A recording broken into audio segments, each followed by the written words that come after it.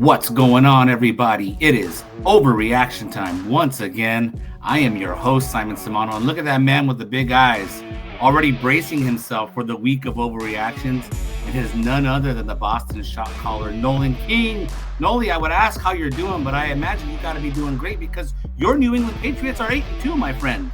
Yeah, killing it. We got Thursday night football coming up, and my Bruins are 1-6 in a row as well, so it's maybe not as dreary. The weather here stinks, but we have some, something to be happy about and celebrate here in New England for now until things inevitably plummet. Stop it, okay? Stop it. We know how this goes with Bean Counter, right? We know how this goes.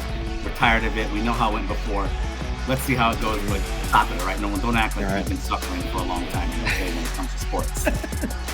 It's been like 2 years since we've won something, man. Come on. Stop. Come on, dude. All right, stop it. We're moving on, all right? We've got a lot to talk about here, Nolan. It is UFC 322 fight week in MSG, man. You ready to get popping and talking about some of these fights?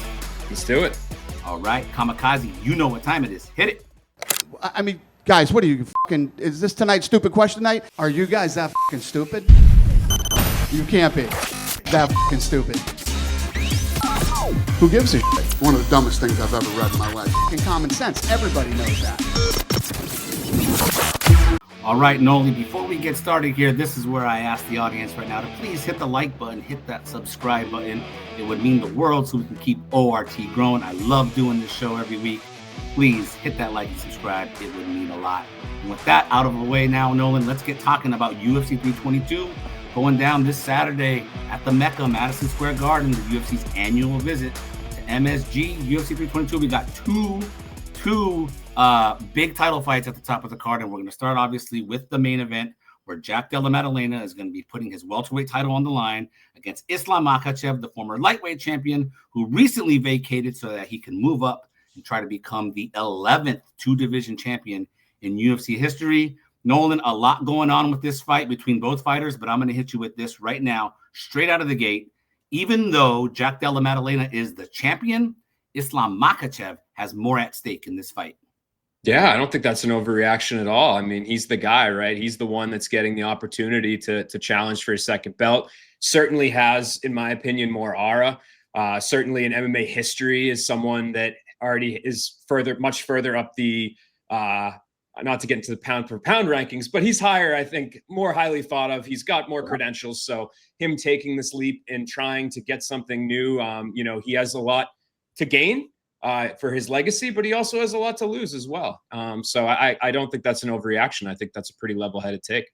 And that hits the nail on the head here, Nolan, because originally I was going to present this as, hey, this is a legacy-defining fight. But I think that was too obvious, right? Like, it is a legacy-defining fight because when you think about Islam being sort of the face of the Khabib stable of fighters, right? He's been the face for many years now. I mean, of course, there's others. There's Umar and there's Usman and those guys. But Islam is the one that has always been like the top pupil in that gym. A guy now who we've waited, right? Like there's so much at stake for him because we waited to see what was going to happen with him at lightweight. So it's not like he can just, the fact that he vacated and now he's getting this title shot, like he's got to come through with the victory, don't you think? Wouldn't you think that a loss would be sort of catastrophic for him? Yeah, 100%. I know he'll be able to go back down. I know he'll be able to go back down and like get an immediate lightweight title shot if he wants it. But I just feel like from a legacy standpoint, this is everything for him right here. Yeah, I think it's the thing that can take him from a really good champion to something really, really special, right? Like he looked fantastic at 155. I was kind of hoping at some point we would see him go back down there again to kind of just see. Again, I like to.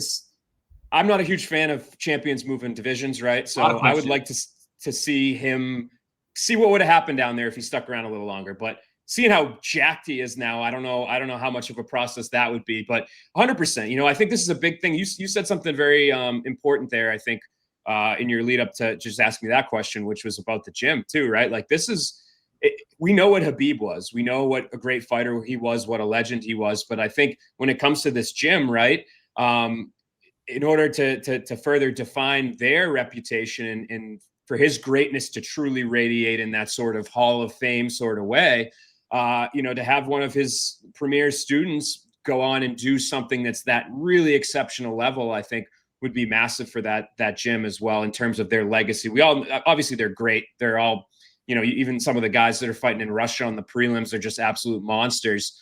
But I think for that gym, for him, like this is the thing that really takes him to that next level, not just him, but the gym as a whole. Yeah, for sure, man. I want to get a little technical before we move on here. How do you think, I don't want, like, you can give me a prediction how you think the fight will play out, but one of the things I want to key on here is the fact that this is a guy going for a second division, but it's not just a 10-pound jump. This isn't like a bantamweight, but it's 15 pounds, right? A lot of these jumps are 10 pounds. This is 15 pounds. I don't know, man. How does that play into this fight when it's 15 and not 10? And, you know, can Jack Della Maddalena make something happen in this fight? Like, you think his chance? Like, do you think he's a really live dog in this fight? I feel confident picking at Makhachev, but I'm not ruling out Jack winning. Like, there's some people I think that look at Islam, his credentials, what he's able to do, and they look at Jack, who was kind of a champion that came out of nowhere. I mean, the big argument when Jack fought Bilal was like, does he deserve it? Did he kind of just fall upward? Not fall upward, but did he just kind of land in this position? Then he goes out there and looks great. So I still don't think Jack necessarily gets enough credit. But I do think Islam is that good. And I think I'm not somebody to necessarily read into looks too much, but I think the way that his body is seemingly filled into the 170 frame from that video that's come out of him training, I do think that he looks like somebody that's going to be like, he's not a small welterweight, like he's fit that build. So I don't know if Jack, I guess he is a live dog because like I don't rule out him winning, but I do feel confident that Islam will get the job done. Man, but he's going to be carrying that extra weight. Cardio. Yeah, and that's the thing, you know, like I think you're right. I think the 15 pounds is something that's overlooked. We see it with weight misses sometimes too. Like a flyweight will miss weight by 4 pounds, and you'll think, oh, that's only 4 pounds, but the percentage of the body weight of the person is a lot bigger, right? Than if somebody was at welterweight and missed 4 pounds. So it's the same thing with gaining weight. 15 pounds from 155 is a lot. You know, that's a significant percentage. That's 10% more of your body weight or whatever. So I think that's something that people sometimes overlook. There's weight classes for a reason. But I still think just looking at him, looking at how he looks in that frame, he looks pretty good. I don't think that they'll, like when Izzy moves up, right? Izzy was weighing 202. Like, I don't think that's going to be, I think Islam's going to be 170 on fight night. He'll be weighing more. Like, I think he'll cut weight to make this weight. So, yeah, I think his frame is looking good to me. All right, man. Well, absolutely fascinating matchup. You know, Jack Della Maddalena, kind of like the guy who's just the placeholder champion, right, for Islam or maybe somebody else later on down the line. But let's see if he can shock. I think a lot of people, I don't know. I think a lot of people will be shocked if he wins on Saturday night. He's in a weird spot there in that regard. But you're going to have some of the hardcores who will be like, yep, saw this coming. Either way, it's fascinating theater. Can't wait to see what happens. What an opportunity for him, though. You know, I think that's kind of being overlooked here for his legacy. Yeah, for his legacy too. Absolutely, absolutely. Well, we'll see what we're talking about on Monday morning with that fight next week. All right, Nolan. Now let's move on to the UFC 322 co-main event. Another fascinating fight. Well, this actually might be the fight of the card for me, and that is the women's title fight. It is the women's flyweight title fight. Valentina Shevchenko, who we all consider to be one of the all-time greats, going up against another woman who has quietly made herself one of the all-time greats in Zhang Weili. Zhang Weili recently vacated the strawweight championship so that she can move up and challenge for this flyweight championship, Nolan. And now you know sort of the context here. I don't really think I have to set it up for you with regard to all-time great lists when it comes to female fighters. So I'm just going to go ahead and hit you with this, man. Whoever wins between Valentina Shevchenko and Zhang Weili will establish herself as the second greatest female fighter of all time. I think it's not an overreaction, but I think it's not a reaction that I necessarily totally agree with. I think Chris Cyborg could still be in that conversation as well. I know. This is all dependent on what you feel about Chris. Yeah, and her stranglehold on a number 2 spot. I mean, the thing is about the Cyborg fight, right? Like she was so for Cyborg's legacy, she was so dominant forever. And she has that Amanda Nunes loss, which is tough, right? Because you look at the two, probably at this point in time, you look at 2 of the greatest women of all time, and one of them has such a decisive win over the other one. If a rematch had happened, I think it would have been interesting. Like, how often would that result have happened? Was that a rarity? We saw Amanda Nunes lose to Juliana Pena, right? So, like, I think if Cyborg fought Pena tomorrow, I think a lot of people would think Cyborg would probably win. So it's a weird MMA math thing, and a solution we'll never get an answer for when it comes to Cyborg's placement there. But I think that you could certainly make the argument with whoever wins this fight that this victory, beating somebody that's also probably in the top 5 greatest female fighters of all time, like that holds a lot of weight. We haven't seen a lot of fights like that in women's MMA history, right? Like when Ronda was like the hot thing, we didn't see her fight Cyborg. We ended up seeing her fight Nunes when she was kind of over the hill. Amanda Cyborg was a rarity. You know, we're going to see Kayla and Amanda, which I guess is a pretty unusual circumstance where it's 2 women that I think people think are really elite.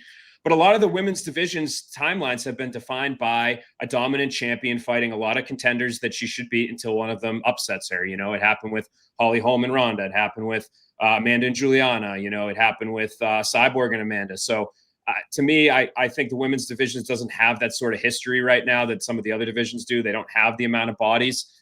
So this is a massive, massive, massive fight for the legacy. And I think you could make that argument that whoever wins on Saturday could be in that number 2 slot. Do you think it applies to one woman more than the other? I would think it applies. When I think about this, I think it applies to Valentina more than it does to Zhang Weili. But I think if Zhang, right? I mean, Valentina's going for her 9th title defense, right? At flyweight, or is her 10th? 9th. I think it's her 9th. She has 8 title defenses between her first reign, which was 7 in a row. Yeah, and then she defended it against Manon. But she's won so many title fights, right? And clearly she can't leapfrog Amanda Nunes because she has the 2 defeats to her. So this is about number 2. But with Zhang Weili, she kind of quietly like established herself as one of the all-time greats, right? And I know one of the big things obviously would be, you know, she was the first Chinese champion, right? And what she's been doing for that country. But you know, you consider her run. I don't know. Do you think this applies a little bit more to Valentina than it does to Zhang Weili? Yeah, 1,000%. You know, before you even said what your opinion was, that was the way I was leaning. I think the fact that, you know, we did see Valentina lose, but she kind of immediately, you know, erased that doubt. And then with Weili, I think we've seen her, you know, go up and down. We've seen her at high moments. We've seen her lose. We've seen her have close fights. So she's somebody that I think her reign and her ability to bounce back and her ability to, even if she doesn't have her best performance, to come back and look great again. There's something to be said about that. And I think that's a really special trait to have. But Valentina's dominance in that weight class, particularly how it's not been around as long as the others. She's just been like the woman, you know what I mean? She's been the queen of that division, with the exception of that blip, you know, the Grasso era, if you want to call it that. So yeah, I 1,000% agree that the mystique, the domination, the history books at this point in time, if the world exploded tomorrow, Valentina Shevchenko would be thought of more highly than Weili. And so if she wins on Saturday, I think she just kind of etches that legacy further in a way that I'm not really sure she could. Like, if she just keeps beating 125 women, like, she's kind of where she is. She just extends those records. But this is something truly special for her.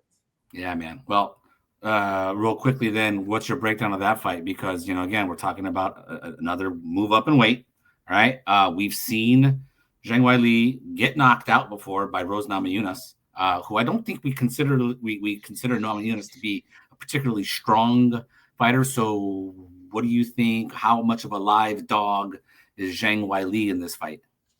Yeah, I think she's a live dog. I do think, conversely, compared to the argument I just made for Islam moving up, I do have concerns about the size, because Valentina is a very physical 125-pounder. And I think Weili, at least in height, you know, she's always had that muscle. She's a physical specimen. But I do have concerns about, like, how much she can fill out her frame more, right? Like, how much muscle can she put on before it's, you know, not possible to put on more. So I have a little bit more of a concern about the weight class thing with Weili. So I do lean towards Valentina. I think she's just kind of a problematic matchup overall for her too, stylistically. So I am going to lean with her. I think it will be a decision. I think it will be a competitive fight, though. I think we'll have some fun watching it. Yeah, I think people are going to have to go into you're going to have to appreciate, for lack of a better saying, you're going to have to appreciate the mixed martial arts striking that you see in this fight. I don't know if we're going to see a finish. This could be 5 rounds, and it could be very technical. That's how Valentina's kind of been fighting lately. And that's how, you know, she's going to be patient, right? And Zhang Weili is going to be the one who probably presses the action. You're just going to have to be like a baseball fan who appreciates a pitcher's duel. That's what this fight might be. And I'm excited about it. You know, I don't mind. I love seeing in baseball home runs and all the runs scored and all that. But dude, give me a great pitcher's duel and I'm all in too. That's fascinating. And I think that's the kind of fight we could see. Hopefully the MSG crowd appreciates what they see. I hope we're not hearing boos coming from the crowd while these women are in there technically trying to or woos match, outgame the other, you know, because this is a really fascinating fight on paper. Yeah, I think it's going to be one of those, like, again, maybe it takes a bit of a nuanced eye. So if you're kind of a casual and you're sitting in MSG in the balcony on, after a few beers, I'm sure we might hear some boos, but we can just kind of discredit those, because I think for those with the more seasoned eye, that we can appreciate this one. I think it'll be a great technical battle. Absolutely, man. All right, Nolan, one more thing we got to talk about regarding UFC 322. I know you're familiar with the card and who's on it and what these matchups look like. It's a really nice card, pretty much from top to bottom, or at least from top to those prelims. We're looking at some fascinating matchups, and I'm just going to go ahead and hit you with this, man. Is that outside of the main and co-main event, the fighter under the most pressure is Bo Nickal? I don't think that's an overreaction, man. Take your time if you want to think about the other guys. No. I think. I mean, who else? Let's go through the list, right? Of who else could be under a lot of pressure on this card. Leon Edwards comes to mind, right? Yeah. If he loses this, I think we kind of kiss goodbye the chances of him contending for a title again. But outside of that, I mean, Sean Brady. He's risking his number one contendership against Michael Morales in a fight that I have argued on this show before that I think is unfair to Sean Brady. I don't think he should be taking this fight, but he's putting a lot on the line there. Yeah, those would probably be the two. So I don't think that's an overreaction, really. I think Bo Nickal right now, like in terms of he hasn't gained a lot in terms of his standing in the sport. He's not somebody we've talked about as a headliner at this moment, at any moment in time that's occurred. We haven't talked about him as being a contender. He really hasn't been even in the discussion to face sort of contenders, except for when De Ridder came in and we didn't really even know where he fit in the division. So I think if Bo goes out there and loses, particularly with the amount of pressure that's been on, particularly the fact that we've seen him lose, and even the UFC demoting him, right? Mid-broadcast a couple of weeks ago, they show a graphic, they have him on the main card, then they show the graphic later on and say, oh, we've edited this, and now, we've had some changes, and now he's on the prelims, and now he's like, I think pretty far down the card. So to me, like, I think he's got a lot to lose in terms of his brand, his star power. And those are the things that have been truly important to him at this point in time. So I don't disagree with that at all. Yeah, I think this might sound like even more of an overreaction to some folks, but I just don't even think he can afford a loss at all against Rodolfo Vieira. I mean, this is a 36-year-old veteran that you have to beat, and, you consider how the Paul Craig fight happened on a big stage, and it was a complete flop. Yeah, it was a victory for Bo Nickal, but it was a real big flop for him on a main pay-per-view card in that fight, was that also an MSG? Was that also MSG, Nolan? I believe you're right. Was it, or was it a... I'm going to look that up real quick. Let's look it up real quick, my friend. It was Jones Miocic. That was last year. Okay, seems like a long time ago, but... So they gave him a pay-per-view slot on an MSG card before. Obviously, that was a big flop. I actually think I remember talking to whoever was on the show that week, saying that I was ready to see him make a splash, and it was a complete from Bo Nickal. Then in his following fight, obviously this past May, he gets finished by RDR, and for what it's worth, we now have the benefit of seeing, like, that's not a really good loss at this point, given what we just saw from RDR quitting on the stool, and you got finished by a guy. I'm just saying that if RDR had beaten Brendan Allen, and dominated him, it's one of those results for Bo Nickal where you're like, all right, he lost to the guy who's actually about to fight for a title. Hasn't aged very well for Bo Nickal. So to me, this is must-win territory, and you got to win in convincing and impressive fashion. Like, not just win, right, Nolan? Yeah, I agree. I'll push back a little bit and say that I think De Ridder's kryptonite has been exposed, but I do think, like, if you look at what he did to Robert Whittaker, that's a decent name. Like, I don't know if De Ridder's a top 3 guy that we thought he might be, but I think he's like a top 10 guy still. I think there's a very huge hole in his game planning now that everybody's going to try to expose. They're all going to try to gas him. So I guess we'll maybe see. That fight was only 6 minutes or 7 minutes long, the Bo one. But I think the fact that he came in with all that hype, that heat, and then it just totally got extinguished, seeing him kind of get broken down like that, I think that's the image that will live in people's heads. And that will be, even say like Bo goes out there, say he looks great this fight, people are still going to bring up that De Ridder fight. So I think, imagine what 2 losses would do. I think people will totally write him off. It's not like he'll get cut or anything, but I think he's somebody that most people will move past if he loses this. So I think that's a lot more than you could say for these other fighters that are risking it on Saturday. Yeah, we got some major Aaron Pico vibes going on with Bo Nickal right now. But hey, he's got an opportunity again to at least get back on track. It's got to be a convincing win. We'll see what happens. It's a friendly matchup too, to a certain degree. You know, he's gone through this with the Craig thing. He's gone through having a camp where there is a threat of, hey, if I use my wrestling, this guy could sub me from the bottom.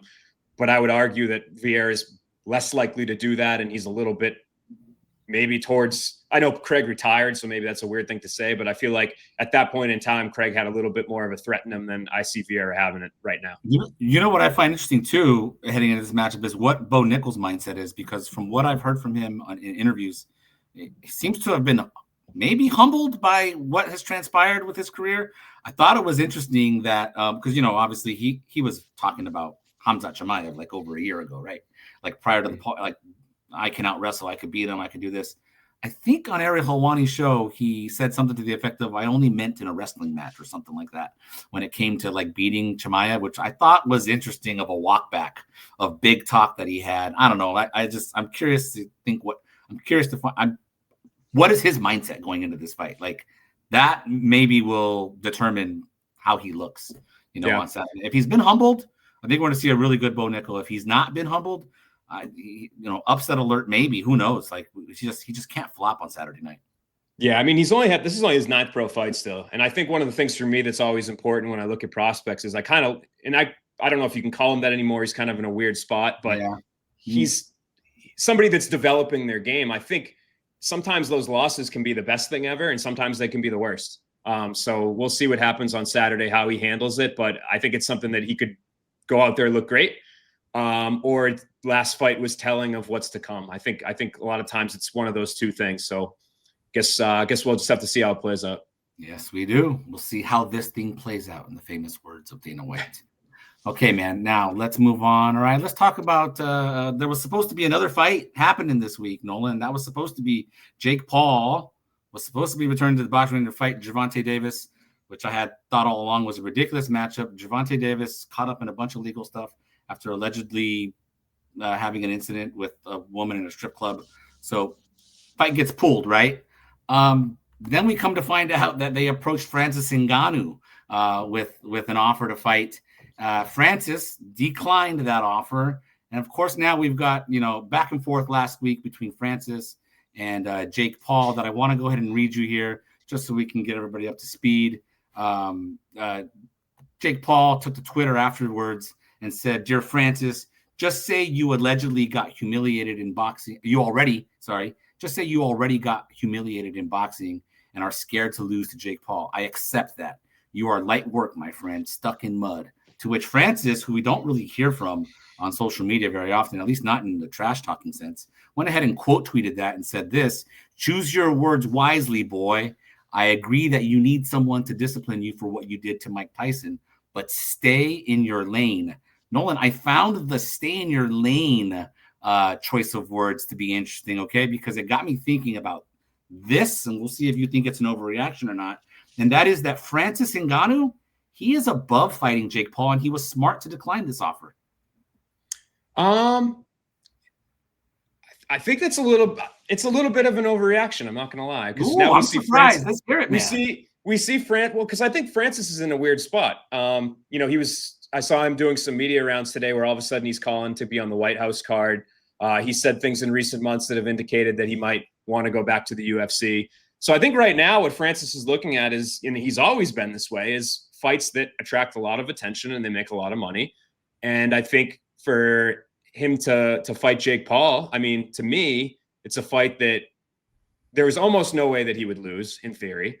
I think it would be one of the only, like, it's weird. The Jake Paul thing, I was not really interested in the Gervonta Davis fight. And then, like, freak show wise, the Francis thing, like, it doesn't make any sense. I think it's so stupid. At the same time, like, if that were to happen, me and everybody else would have to watch it, right? So I think it's like almost like the backup option was more interesting to me than the first one. But I don't know. I mean, Francis, he's in a weird point in his career. He seems like he wants to fight, and he doesn't really have an option. So for this to kind of fall in his lap, which one way or the other would be a big payday and a fight he should win, I don't think it would have been that ridiculous for him to take at this point in time. Well, I'm going to come at you from this angle, and this is what I was thinking about here, was that, Francis Ngannou is a guy, I mean, he holds a W over the UFC in the sense that he left the promotion on his terms, right? Then he got those 2 big boxing matches against Tyson Fury and Anthony Joshua. I mean, he won big in that regard in terms of the money that he raked in from those 2 fights, right? And being able to say and have those, being able to get out of the UFC contract on his terms, and that's really the key. I think Francis is in a position where he's only going to do things on his terms, and so this was not on his terms. Like, what's the upside? To me, this is what I'm thinking: is what's the upside to taking a Jake Paul fight on 3 weeks' notice, especially if he hadn't really been training? I don't know how hard he's been training or what he's been doing. So can he really just get off the couch, so to speak, step in on 3 weeks' notice, fight Jake Paul? Yeah, I imagine he's supposed to knock him out or whatever, but let's just say it just dragged out for 8 rounds or 10 rounds or whatever they scheduled it for. I just don't see what the upside would be to taking the fight, and that's why I feel like not only is he above fighting Jake Paul, who people don't even consider to be a real boxer, for what it's worth, people don't consider him to be a real boxer, but I think it was smart for him to decline it. Yeah, I mean, if he's out of shape, which I feel kind of funny using that term, because I'm sure Francis out of shape looks fighting like shape. An action figure still. No, yeah. I know. If he's not in fighting shape, I could understand him not taking it. I mean, again, if he's just not interested in it, I get it as well. I'm not saying he, like Francis Ngannou, should have taken this fight, but I do think there were aspects of this that would make sense monetarily. And I mean, to be honest with you, think about when Francis left and he went to boxing, how much he was in the headlines, how much Dana White was asked about him, how much it was this whole debate of whether or not the best heavyweight in MMA was outside the UFC now. And I honestly feel like, the boxing thing was huge, and then things just kind of fizzled. I mean, the PFL thing was cool. I was like, everybody's like, oh, Francis is back. Look at, he dominated Renan Ferreira. And like, now I feel like outside of the occasional, like, oh, Francis did an interview where he said he's interested in the UFC again, like, there hasn't been much like public discussion about him. I mean, even with heavyweight, right? Yeah. Like, it's Tom and John.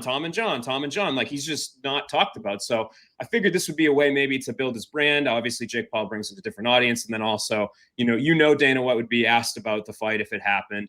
If he was on the mic and he said something about John Jones, like, there would be attention that would be drawn to this at a very interesting time if Francis were to step in there.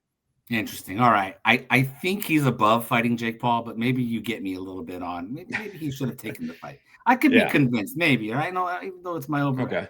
I could be convinced otherwise. I'm halfway there with you. I think he's above fighting Jake Paul. I consider that a win. A victory. Small victory. Yeah. Small victory. All right. All right, man. We got one more topic we got to talk about. All right. And that is probably what is the biggest story in MMA right now, and that is this fight fixing UFC betting scandal. All right, this happened obviously last week while we were off, coming out of last week, and we were off last week, ORT. But 2 weeks ago at the UFC Apex, in the fight between Isaac Dolgarian and Yadier Del Valle, there was some unusual betting action. The fight played out the way it played out, with Dolgarian getting choked out in the first round. Obviously, there was immediate reaction from the commentators, et cetera, et cetera. Everybody who's been following this knows what's up. It took a few days, but we did hear from Dana White, who broke his silence in an interview with TMZ. And I want to go ahead and play a snippet of that interview right now. So, Kamikaze, go ahead and roll the footage. We didn't. So what we did was we called the fighter and his lawyer and said, what's going on? There's some weird action going on in your bet. Weird betting action going on in your fight. Are you injured? Do you owe anybody money? Has anybody approached you to, and the kid said, no, absolutely not. I'm going to kill this guy. And, so we said, okay. The fight plays out, and first round finish by rear naked choke. Literally, the first thing we did was call the FBI. One. Right, Nolan. So you heard from Dana White there. That clip was from it was within the first minute of about a 4.5 minute clip from TMZ, which I should point out, the clip was edited. At least it looked like it was edited. Those 4.5 minutes looked like they were packaged together. Yeah. It wasn't like just an interview that happened. There was some jump cuts. So clearly, I just want to point out that there was some editing work there. But later on in the interview, of course, in true Dana White fashion, he puffs out his chest and he goes ahead and he says this, quote, "I've been very vocal, very open about this. We will be your worst enemy. We will immediately go after you, guns blazing, with the FBI and whoever else we need to get. And we will do everything we can to make sure you go to prison." I mean, that's Dana White through and through right there, right? Talking big, et cetera, et cetera. But Nolan, I'm going to go ahead and hit you with this, and you'll have the floor here. Dana White's big talk of cracking down on fight fixing, it means nothing without any action. Oh, that's not an overreaction. I think that's a fact. I think what I would like to know, if I was sitting in the media when Dana takes the podium next time, and this topic being discussed has to come up, right? I would ask, how often does this happen? Like, how often did them being notified of this potential, nefarious behavior, and them having a discussion with the fighter, how often does that happen? That would be the key question that I would ask. Is this super rare, or is this something that's routine? Is there already a protocol for this, right? Like, if this has happened 5 times this year, and every fight, whatever again, I don't know what the threshold is in which it becomes suspicious. Obviously, the thing much activity or how much this one was that the lines were pulled. So we knew that's not something that I don't think we've seen very often. So my guess is that it does not usually hit this level, right? So would the protocol be to pull the fight? And I think he even said in a Jim Rome interview, that was the only thing that I heard him say differently between the TMZ interview and the Jim Rome interview, was he said something without even being asked about, maybe if this were to happen again, we would end up pulling the fight.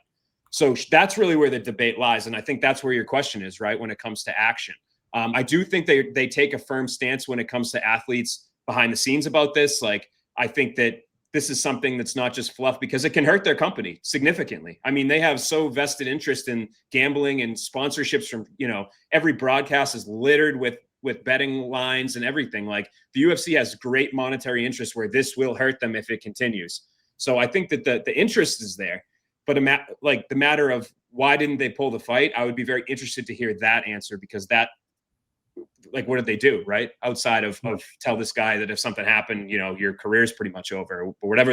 We don't even know that. We don't even know what they told him backstage. So, I totally agree with you.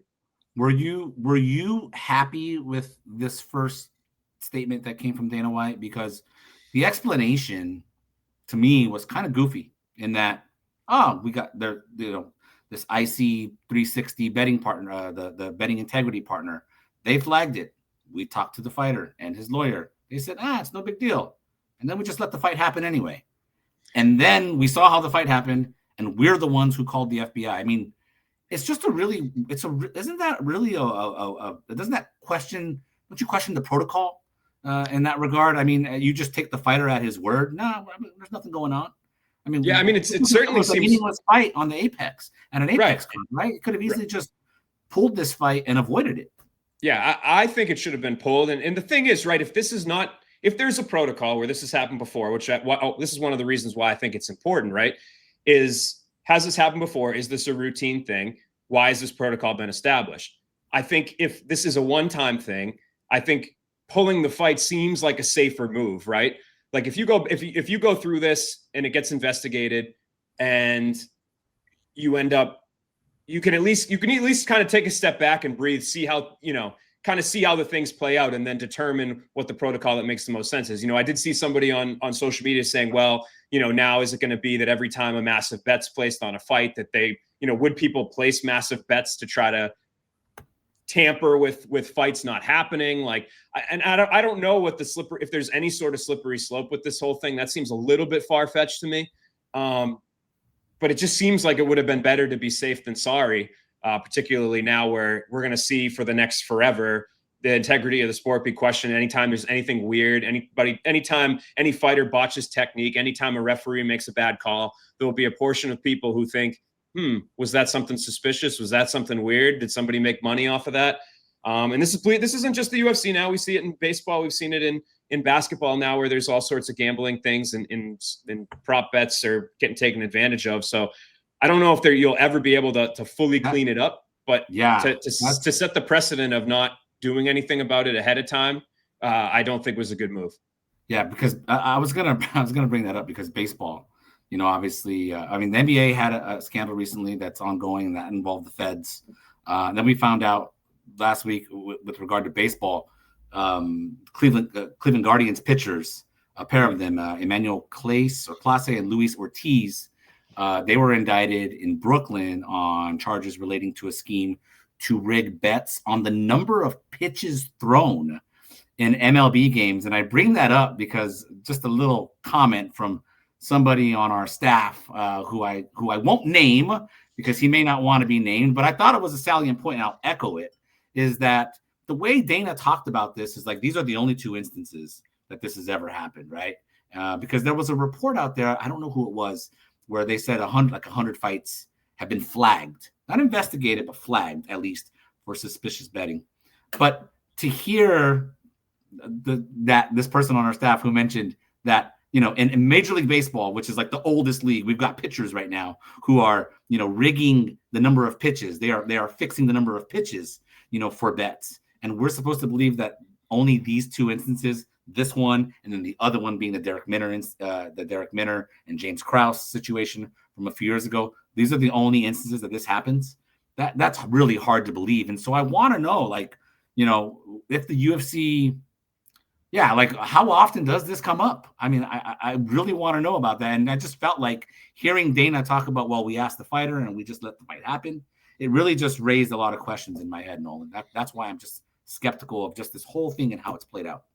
No, I don't blame you. I mean, it's certainly, like, in terms of being a sports fan, it's probably one of the most discussed topics right now, right? And it's kind of crazy because it makes you wonder how much it's happened in recent years. You think that at this point in time in 2025, that maybe it would be a little bit harder for people to pull off these sort of things, that people would get told on, that whatever, but I guess apparently not. Apparently it's in every sport. And I mean, we've seen with fighters that have come out and said that they've been contacted about this, right? There's a handful of them that after this happened said that they've been offered money and declined. So have there been others that have have there been fighters who have taken the money? Have there been, again, there's so many different levels to this, right? There's the fighter. Are they throwing the fight? Is it somebody in their team leaking information and making money off of it? Like, that's the thing about this whole thing. We don't even know if Isaac Delgarian did anything wrong. We don't even know if he was involved. We don't even know if anybody did anything wrong. So it's tough, right? So I don't even know. The James Krause investigation, which seemed like we knew more, we had more evidence apparently from Dana, is still ongoing. We don't even know what came of that until Dana White tells us that investigation is still ongoing. I mean, we're just taking Dana at his word in all of this, right? Is that investigation still ongoing? They're lumped together now as the same. Why would you lump them together as the same investigation if there wasn't something like, I don't know, dude, it's just super weird the way this is all being communicated. I don't know, man. And yes, it is worth pointing out, Nolan, to what you just said. Yeah, like Isaac Delgarian, these are all allegations right now, and even Dana White from the TMZ interview, he said, I'm not saying this kid is guilty. There is no proof that he's done this yet, but I can tell you this, it doesn't look good. It definitely doesn't look good. I want to point out something else that doesn't necessarily look good, Nolan, and that is the fact that Dana White, as the head of the UFC, we know that he is a compulsive gambler, right? Like, how do you reconcile those optics? There was a report in the Hollywood Reporter last week that Dana White is apparently owes $30 million to Red Rocks Casino from unpaid blackjack bets.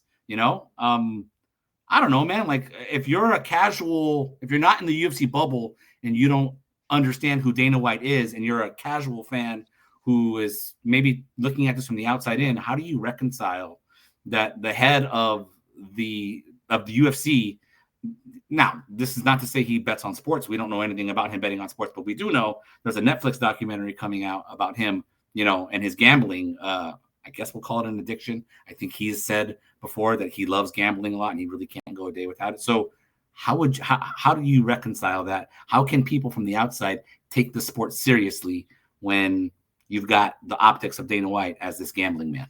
I don't know, man. That's just, I know it's a loaded question, but I'm just trying to think, like, we don't know about Roger Goodell being a compulsive gambler or, Adam Silver being a compulsive gambler. We don't know about, like, that's not something, but that is well known with Dana White.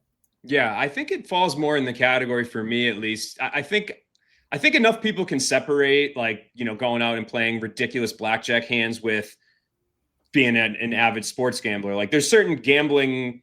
I'm not a gambler, but from my understanding, there's a certain compulsive behavior that I think stretches across all gambling. But I also think there are certain things that, gamblers lean into, right? Some people like table games. Some people waste their money at the slots. Some people like to do sports betting. So I think that can be separated enough. But where I see it being a bit of a problem would be like, and I think this speaks to just society as a whole right now, is that like gambling, specifically in sports, has become so deeply embedded in the whole thing, right? Like, how can you, it's kind of hard to say like, oh, this behavior, is not great or whatever. There's all these traps. Everything. And it's on everything. I mean, we even saw it with that NBA the games, right? Like during a segment on ESPN of discussing Terry Rozier and Chauncey Billups and everything, there was like gambling stuff all over the bottom, and they ended up all of a sudden mid-segment it goes boop, disappears. So whoever made that call like tried to slip one by, but obviously the internet doesn't let anything get slipped by these days. So I don't know, man. It's a weird time. Like for me, I can definitely separate it. I think it would be crazy in my opinion if there was any sort of gambling on fights that was going on by anybody high up in the UFC. I think, again, they have way more to lose than to gain. Yeah, that would be business suicide, right? Oh, 100%. I mean, then you just literally destroy the organization. So I think there's that organization is pretty much a cash cow right now. So yeah, it's a we're living weird times, man. Yeah, we really are, dude. All right, that's a good spot to end. We're living on weird times, okay? Yeah. Nolan, the time has come to an end. Time for overreacting has come to an end, my friend. I'm all flustered talking about that because, yes, we are living in weird times, dude. But, Noli, I appreciate you for being on the show, man. UFC 322, what's your level of excitement this weekend? Dude, it's like a totally different product than the last couple of weeks that we've got. Although we've gotten a lot to talk about, unfortunately, from the last some weirdness at the Apex. But I'm excited. Big stage, MSG. Pretty great card, interesting fights from top to bottom. This is a premier product, and I think this is why a lot of us that are fans of the sport enjoy it so much. It's events like this that get me really excited, Nolan, and I can't wait to watch it. And we will talk about it next week on ORT as well. You guys, I appreciate you for tuning in. Please hit the like button, hit the subscribe button, and as I just said, we will talk about UFC 322 and much more on the next edition of ORT. Dana, take us away, my friend. MMA Junkie AI.